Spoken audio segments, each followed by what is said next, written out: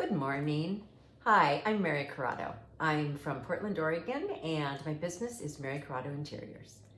Today, let's work on milk paint. I'm going to show you how to practice on a piece of trim, but I'm going to show you kind of what milk paint does and how to age it and the hows and whys and what's behind milk paint. So, to get started, you want a piece of trim. Now this has already been painted with one-step paint. This I use Ballet White, and this is Amy Howard's one-step paint. And with milk paint, you can do it on a piece of, or if your piece of furniture is raw, you can use the milk paint directly on the piece of furniture. If your piece is stained without a hard finish on the top, just with stain, you can use the milk paint directly on that also. You cannot use it on a varnished piece. If your piece is varnished, you will have to use some one-step because the milk paint does need a binder and the one-step chalk paint does work as your binder. So this I have already painted with one-step, so we can get started and paint with our cracked gesso first, and then we're going to use the milk paint. So here is Amy Howard's cracked gesso. Now this is created by Amy Howard. You will not find this anywhere else. This is a layer that goes under milk paint to antique it, to create fine cracking. It's not like the kind of cracking that we used to see kind of, 20 years ago when people would paint and then they'd have this crackle effect. This is a very, very fine crackle, and it will just start to show through. Once we antique the milk paint, it will start to show and chip a little bit, but that is creating a very authentic old world finish with your Italian Toscana milk paint. Let me turn the camera down and we will get started. Oh, and before I forget, make sure you come on and say hi. We love to hear where you're from. And if you want your name to go into a drawing to win your own bag of Toscana milk paint, please tag 3 friends and you may be the lucky winner. So let's get started.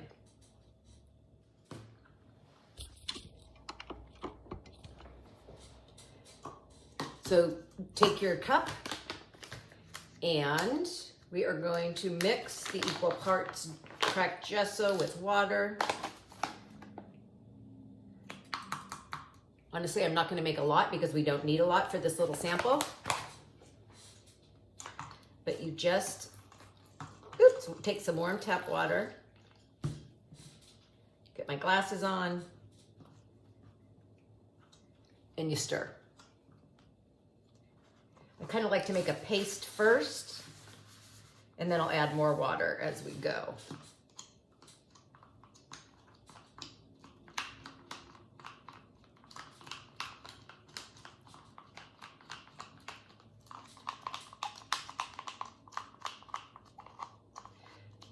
Now, all of these products are natural products. There is no VOCs in them. They are all made water-based. There is absolutely no harm in any of these products. Okay, so thin sour cream. Make sure it is well stirred. You can even actually use a chip brush to stir it. If sometimes that kind of gets in there and really gets all the granules dissolved. Okay, we are going to take our piece that has been one-step painted, and we just do an even coat. Now you want 100% coverage. This is watery. Sometimes too, when you mix your gesso, the chemicals in the water will turn the gesso pink, but not to worry, it will dry white. And just don't be afraid if you suddenly have kind of pinkish tinged gesso, not a problem. Okay, We want this to dry. You can do 1 coat or you can do 2 coats depending on the thickness that you want. And so you just let it dry. Since we don't want to watch this dry, I am going to pull over the one I did previously, and this is the one. This does have the cracked gesso already on it. And you see how it does have a bit of a rough texture. It dries hard and it can be a little bit rough. So you want to take some 400 grit sandpaper, not to wear it off, but just to take down some of those hard edges.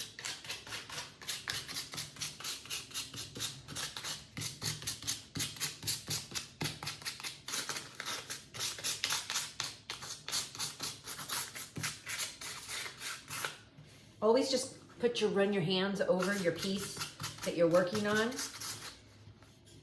And you always want it to feel perfectly smooth. If you had a really old piece of furniture, over the years, it would have gotten a really lovely, smooth patina. And we want to replicate that when we're trying to create an antique finish. So it feels good. Now we're ready to accept our milk paint. Here is the Toscana Milk Paint. It is a powder form. It is created with casein, which is a natural milk product. It must be left dry until you use it. And once you use it, if you're doing a large project, you want to mix the whole amount of paint and get the project done within about a 2-week period. That's how long the paint will survive. Otherwise it will spoil, as it is a milk product. So you leave, if you mix a bunch, leave it in the fridge and come back the next day and just give it a good stir. Now,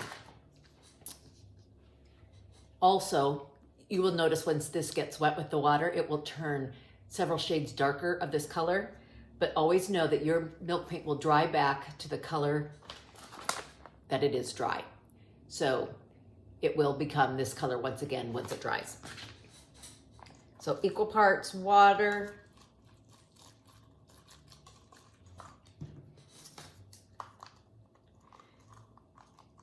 give it a good stir. You will hear granules in here as you are mixing, and what you want to do is get all of that incorporated.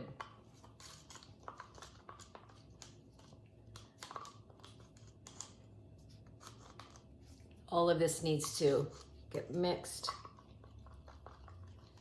Here too, you can use your brush.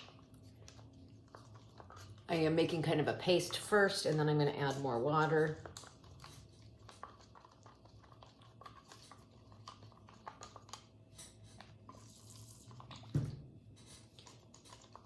This is almost like a watercolor for furniture versus the one-step paint or the miracle paint. It has a very watery consistency. When you are working on a project, make sure you turn your pieces so that the sides you are painting are perfectly horizontal. If you're painting this on the vertical, it tends to drip and run, and that is not going to end up drying well, and you're not going to be happy with the results. So even if it's a large armoire, do your best to turn that onto its back when you're painting the front, and you'll have happiest with the results. Okay, so there we have it. Now sometimes when you're mixing large quantities of milk paint, it will get very foamy. This one is not, but if it gets foamy, you can strain it into another container using either a cheesecloth or a paint strainer that you can buy at the paint store, or even honestly, if you have some old pantyhose, you can use that also. it's a very fine mesh just to be able to pour it through and collect all of the foam. Okay, so here is this. I also have a container that I mixed the night before, and as you can see, the sediment at the bottom, you want to make sure when you use that it gets mixed all the way in. And as you paint, continue to dip your brush in and stir it so that you're catching all of the color, because it does separate quite quickly. But since I like to do it the night before, because you will get the particles to dissolve, and you won't have, sometimes you'll see little tiny specks of color if it's freshly mixed and doesn't fully dissolve into the water and paint. Okay, so I'm going to use this one. This has a little bit of bubbles, but that's not going to be a problem. Your brush will avoid those. You want an Amy Howard chip brush to paint your milk paint.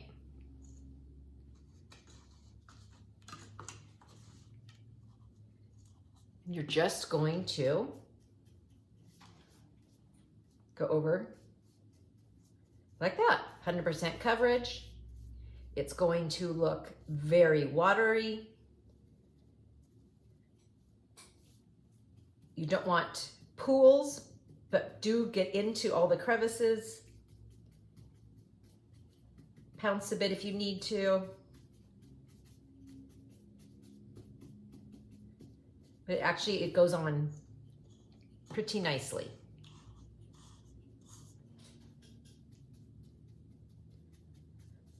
So this is going to take about 10 to 15 minutes to dry.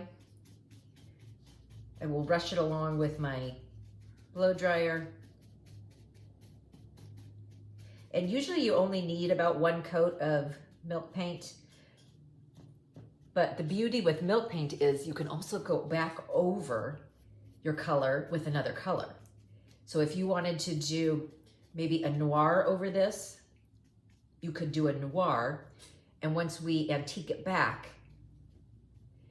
the noir will be the main color, but it will show through with some of this pretty salmony.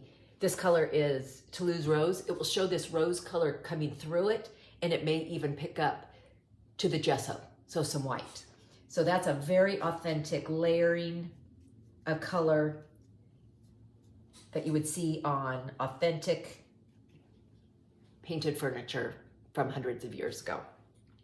Okay, that is done. I'm going to dry it up so that we can get to the finishing stages, and you can see what this looks like when it's done.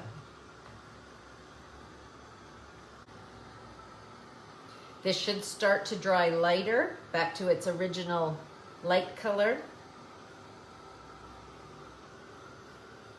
And then we are going to add some antiquing glaze and some waxes to this.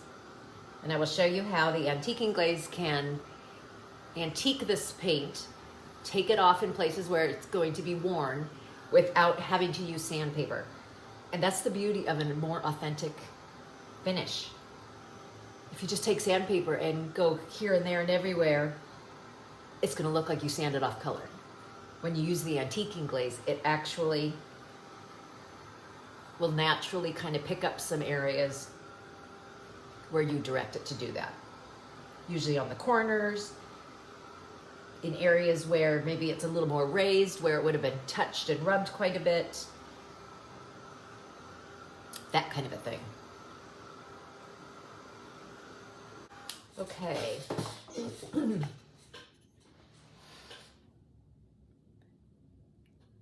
Can you see how it has gone back to some lighter color? I want to make sure this is in focus.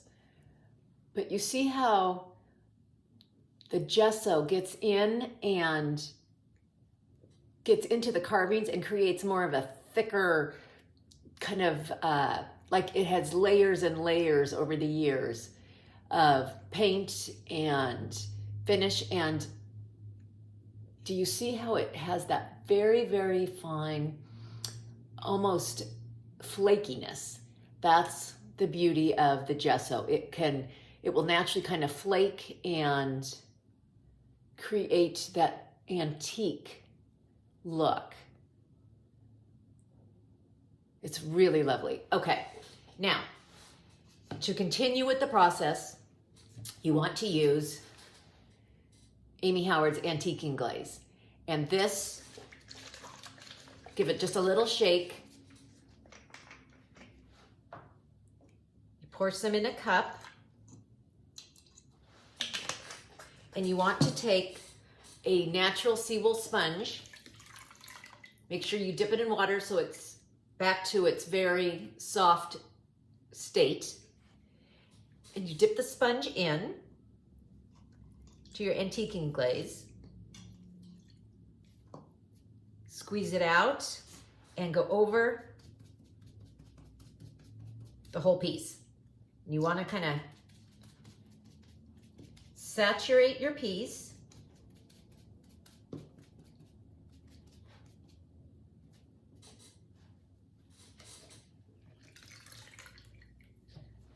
And then you come back and you just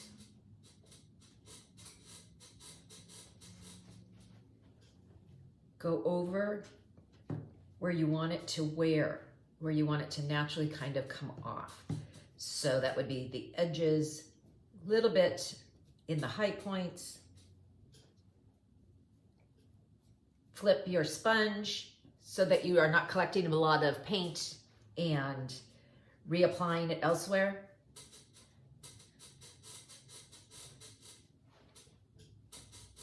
And just use, not a rubbing motion, but just press and maybe turn a little bit to get some off, but otherwise it's just a very simple press and take off.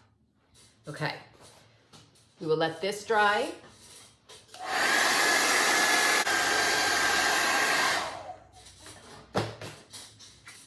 Okay, now that that has dried, the antiquing glaze will darken the color a bit, but can you see that texture in there?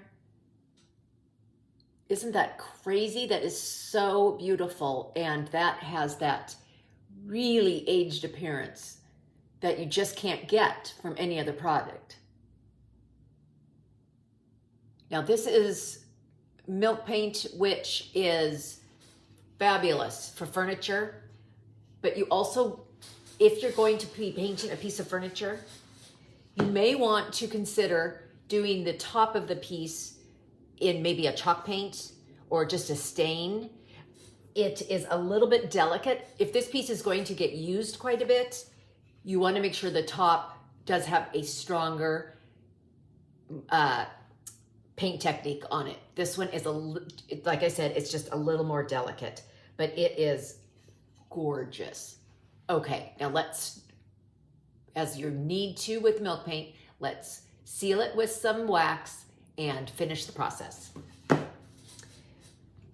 You always have to seal your milk paint, otherwise you could take water and wipe it all off, and that is not what you want to do after you've worked so hard. So let's start with your light antiquing wax, dark antiquing wax, and we are going to do Dust of Ages. But let's start with our light antiquing wax. Fill your chip brush and offload.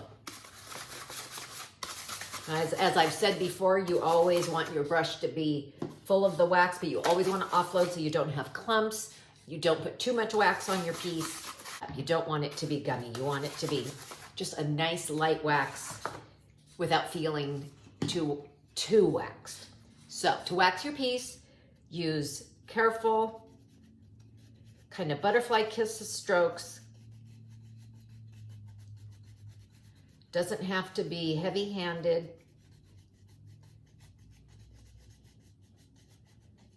Some of this paint is chipping, but that is what I like.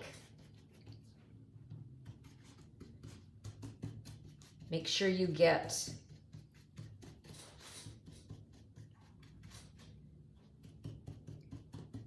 the wax everywhere. You can feel it. And we will let this dry Just make sure you feel it everywhere.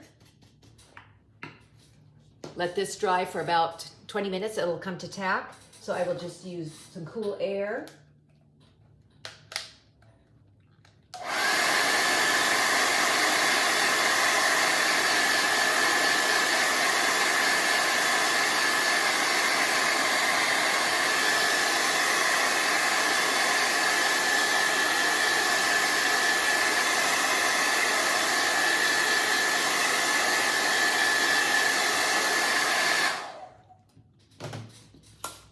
And now we use our dark wax brush, separate brush for each wax, and offload.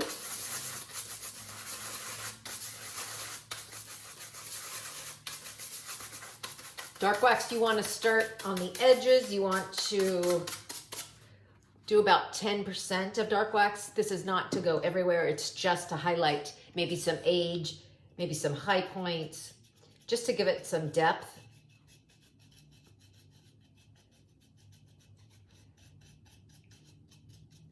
So lightly, just touch it. Always start on the edges. Do not start in the center.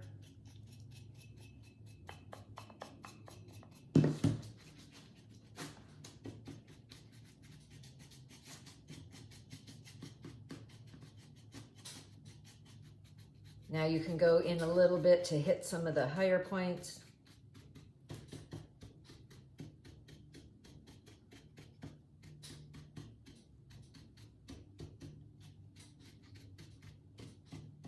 Oh, this is so beautiful. This looks old and unique.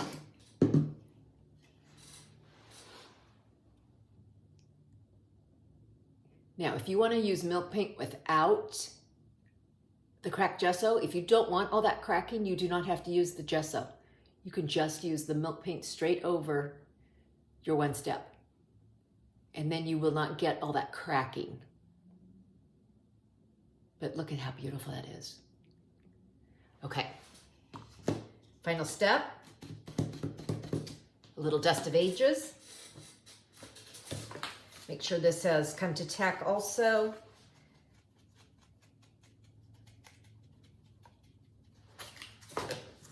Dust of ages will continue to age it and give it that beautiful patina, as if it's been around, the dust got in there. Just pounce it on.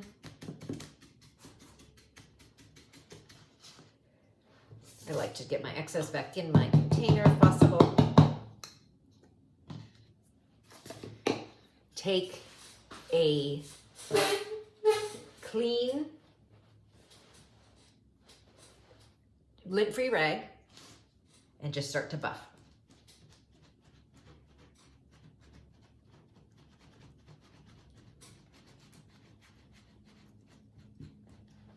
You don't have to press hard. You kind of buff it like a shoe.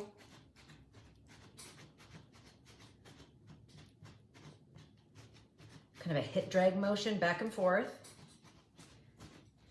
Now this has just completely aged this and changed it. And it's quite stunning.